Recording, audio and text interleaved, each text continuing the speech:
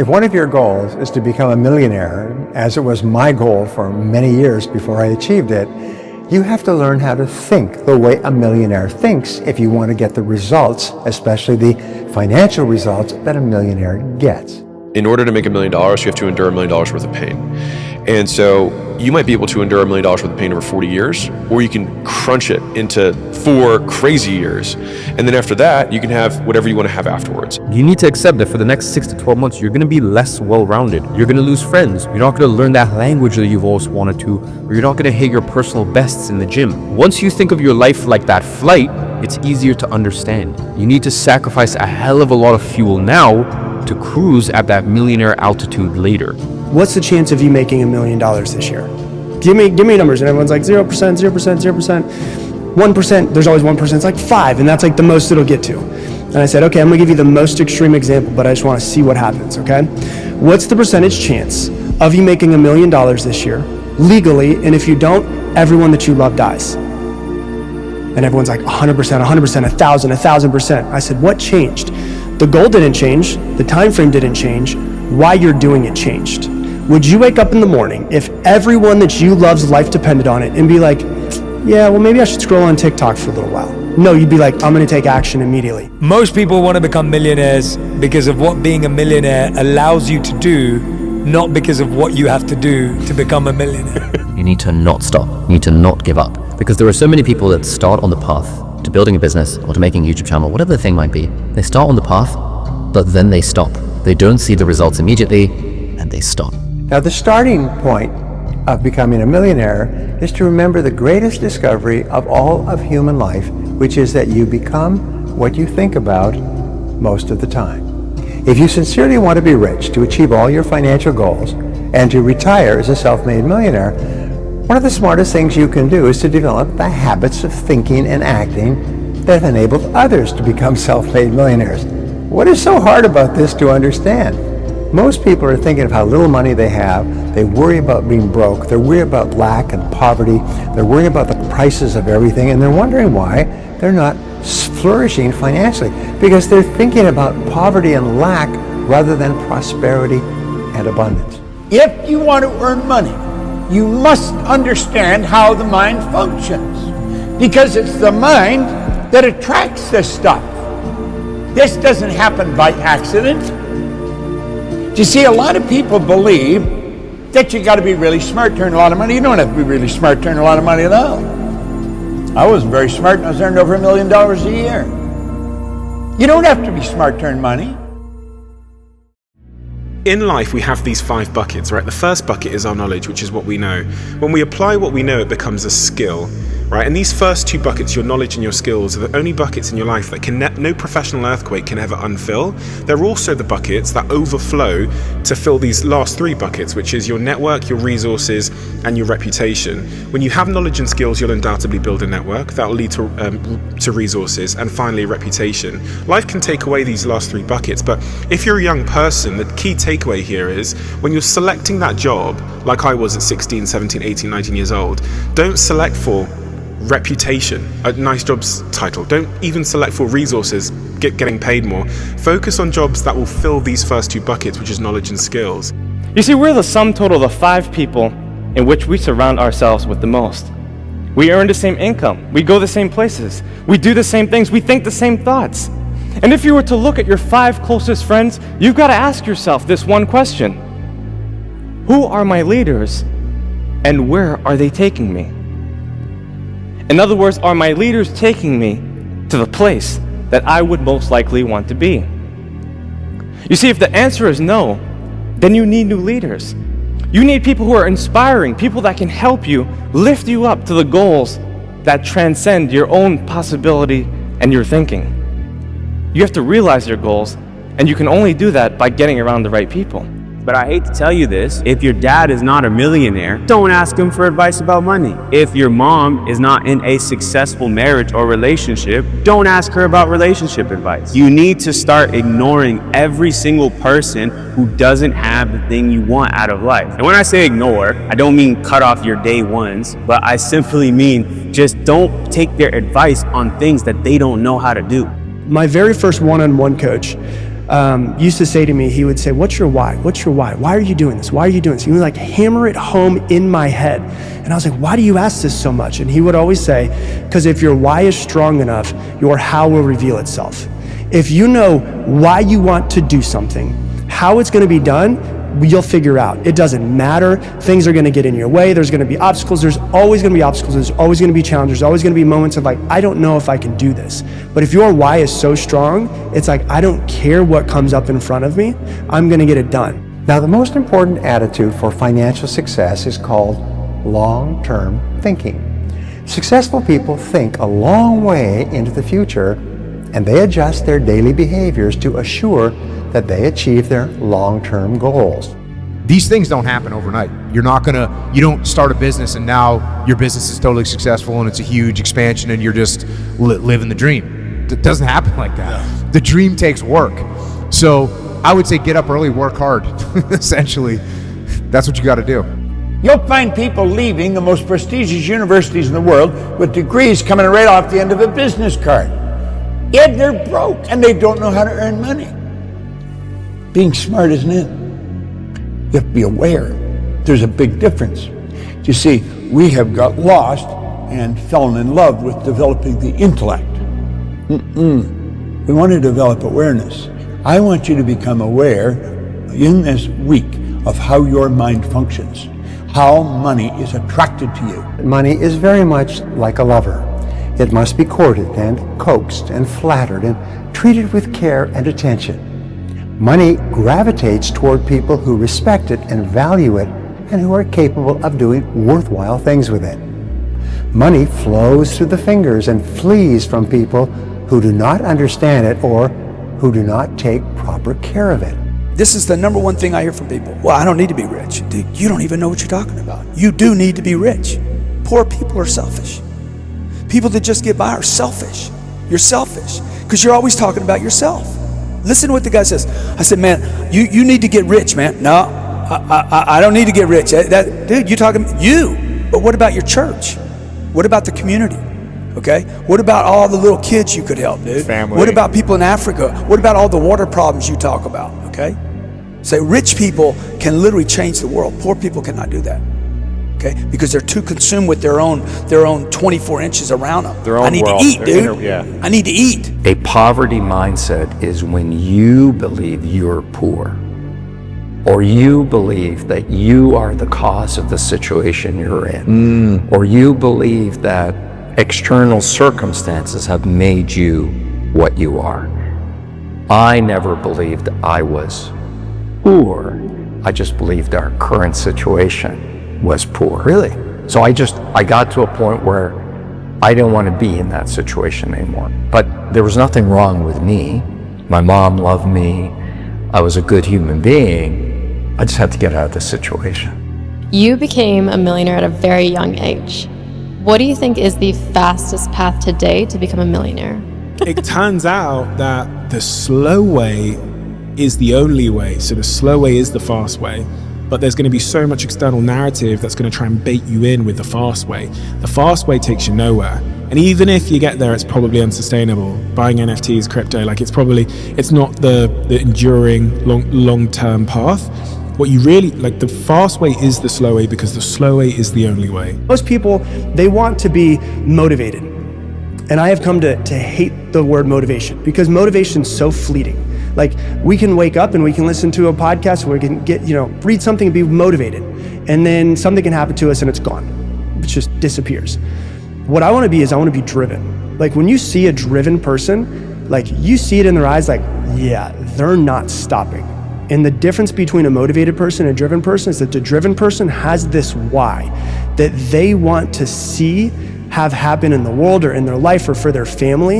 And so I think if people are like, I want to accomplish this goal, the very next question is why? And then go why, and go deeper into it. The ones who are going to succeed the most have the greatest propensity towards taking action. Oftentimes what happens to us is we're waiting for complete sets of instructions before we take action. So we're stuck in this state of overthinking and never taking action. I know this. When somebody tells me to do something, I just start doing it.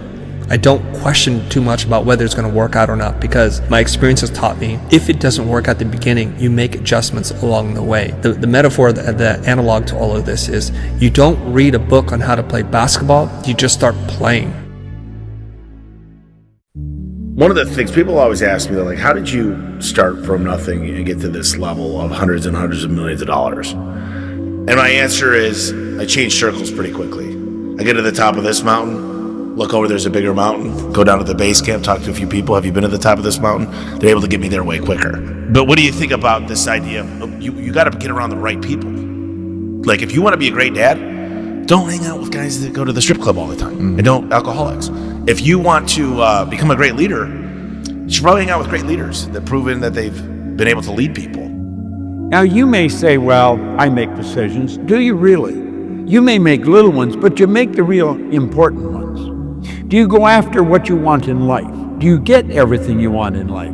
See, the truth is, only about 3% of the people are really living the way they want to live, driving the car they want to drive, taking the trips they want to take, living in the houses they want to live in. Most people do not, and they'll tell you why they can't, and they'll give you a string of reasons a mile long. All seem very practical, very reasonable, and the leader of them all is they can't afford it. Well, the truth is, we live in the richest country in the history of the world. Money is the easiest thing in the world to earn once you learn how. There is a question I would always ask individuals who've made incredible amounts of money, and that keeps helping them create more wealth year after year. And they all say the same thing. Those who have had a sustainably good heart in the process is that you have to have a generous mindset. So the mindset habit is the first thing that you have to think about when creating abundance with your money, but also feeling abundant internally. And it's coming with generosity. So if you feel like you're stuck right now, if you feel like you have nothing, this was what you were at 8 years ago when I met you. This was where I was at 15 years ago when I was on my sister's couch. I had no money. I was in student loan debt. I was sleeping on her couch. I didn't think I had any skills. I didn't have a college degree yet. I was like, how am I gonna make money if I don't know how to make money and I don't have any talent or skill and I'm in debt? It didn't understand it. It felt impossible. And the thing that I shifted when I started meeting money mentors is I needed to learn the first habit, which is the mindset habit, which is a habit of generosity and gratitude. Two people. One was a janitor, one worked in a school. Both of them made very little income, yet both of them retired very wealthy. And the reason, and I'm talking about in the millions of dollars, and the reason why they've been able to retire with $1 million plus was because they took a little bit of money every time they got paid and they just invested that money. It did not matter, what else was going on in the world. They always paid themselves first. They always invested in assets before they started going out and buying things that made them look rich. Every single time. And when you put that little bit of money to work, whether you're starting with $25 or $250 or $1,000, when you put that money to work and you do that consistently over time, you can build real wealth. Because most people aren't dreaming, or maybe their dreams are just like so far out there that they're not even willing to start taking steps towards them. It seems so far away. And I like the idea, you're like, how can I just make an extra $500 a month? That would be life-changing right now. Yeah. And maybe your dream is to be a millionaire one day. And so you can have that dream and that thought, but really like, how do I get to $500 extra a month now? So what would it take? I would have to have a target. Whatever the target is, 40 million. If somebody's like, I want to be a millionaire, boom, get a target. Number one, real target. Two, do math on it. How many different ways could I do that? So there's got to be a math path, a math way, not a pathway, but a math way, right? I could do one deal, 40 billion. I could do 5 deals at 8 billion. I could do 40 $1 billion deals. That's a little harder. I got to do 40 deals, right? It's easier actually to do fewer deals. 3, who do I need to meet? Who, not what. Not what do I need to do, who do I need to meet to serve me up that $40 million deal? Because there's going to be a person, and that's the thing that people miss. It's always a who, it's not a what. These people aren't well-rounded. They don't do moderation. And guess what? To make your first million, that's what's required of you. You need to remove the idea that you're going to be this perfectly well-rounded gentleman just dancing and sauntering through life. If you are serious about making real money, you need to accept that everything you do needs to be singularly focused when you're first starting out. I need you to understand that this isn't the ideal human state. Humans need social interactions. Humans need hobbies. They need every element of the hierarchy of needs fulfilled. But what you'll need to do to overcome inertia is so painful, so repulsive to the human condition, that most people never do it. I think about life in seasons rather than in, on microcosms of days and even weeks. And I think that shifting that perspective will really only solve one core problem for people, which is that they feel like they are doing something wrong by making a sacrifice today. But I had to give something up. So if you're going to go from 0 to a millionaire, when you get to a millionaire, if you want to go to the next level, you want to go to 10 million, you will have to give up the millionaire life. Shifting from who I become rather than what I achieve, or who I become as the achievement, has been a wonderful reframe for, sure, you want to be a millionaire, but what you really want to do is become the person who can become a millionaire. The dream you'll be most proud is the one you're afraid to say out loud. Well, and I challenge people. Go on when you shave this morning, when you put your makeup on, what are you afraid to say out loud? Because you're afraid of it. Goals that you set need to scare the crap out of you. Like, I have a goal right now in my life that makes no sense for me to achieve, but I'm gonna go for it anyways. I wanna try to do $1 million in a day before the year is over, and I'm gonna do it. You know, the cool thing about setting big goals is you switch from this frame of mind of, can I do this, to how can I do this? The question used to be, can I make $1 million in a day? But the question now is, how can I do it? And when you make that shift from can I to how can I, you now start to become practical and figure out solutions to the problem. Whereas before you're just juggling with faith and fear, now you are literally creating a tactical plan to achieve the goal that you set out. I also have loads and loads of friends who have those jobs, but who would love to have financial freedom. They would love to be able to quit the job or to go part-time and have the freedom to unlock the autonomy and the life that they actually want to lead, but they do not stay consistent, they do not take action, and part of that is because they are hoping for results too soon. And you cannot hope for results too soon in this game. You have to play it for the long term. You've got to play the long-term game. You need to not give up. And you have to have, as Gary Vee calls it, impatience with actions, but supreme patience with results. It is so important for you to get around an environment that breeds this level of thinking. Sure, you might not be able to surround yourself with millionaires, but you can consume a certain type of content. You can join certain types of communities and really be conscious of what you're consuming. Furthermore, you should be conscious of the conversations that you're having with people around you. If the people in your circle are thinking small, well, you're gonna be thinking small as well. And that doesn't mean you don't have to talk to them. It doesn't mean you don't have to be friendly with them, but it just means you have to be conscious of what you're consuming so that you can allow yourself to have these big goals and these big aspirations. If you don't give now, you won't give later. This feeling of when I get $1 million, I'll give more. It doesn't work that way. It's a purport, it will hurt 10% at $1 million, it will hurt 10% at 100K. That's not gonna change. And another phrase that we'd always hear in the monastery was, God doesn't see how much you give, God sees how much you hold back. Poverty, and I learned poor as a situation. So I never thought I was poor. I just thought the situation we were in is poor. And I know it's a very subtle difference, but I think you learn your mindset. And I think poverty is a learned mindset. And I think abundance is a learned mindset. I didn't learn a wealth mindset until later on. And I always think, if I would have learned an abundance mindset sooner, I would be much wealthier today. Wow. As if you want to make $1 million, you best become a millionaire. Because if you make $1 million and you haven't developed into a millionaire, you'll lose it. Because in life you are what? A reflection of your actions. Yep. You are what? A reflection of your thoughts. Yep.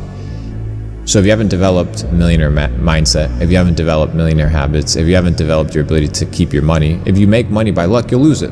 That's the mistake I made, dude. The first mistake I made was nobody said, hey man, you could make $1 billion a year if you wanted to. You don't have to make $1 million. That was never the target for you. No, all the books, everything we're told was to be a millionaire. Be a millionaire, or just make enough money to be happy, or just make enough money to pay off all your bills, or you got to reduce your spending. Everything is about don't go get coffee, buy a used truck, don't get debt. Everything's about what not to do rather than what to do, what you can do. The financial planners tell you what not to spend rather than telling you, how do I create wealth for myself? Because what are the chances of everybody doing exactly what you think they should do the right way every day? Zero. Zero. What are the chances of the people you love doing what you want them to do the way you want to do them every day? Zero. What are the chances of you doing the right thing every day, even if you're talented and disciplined? Zero. So your happiness will never last as long as it's got expectation behind it.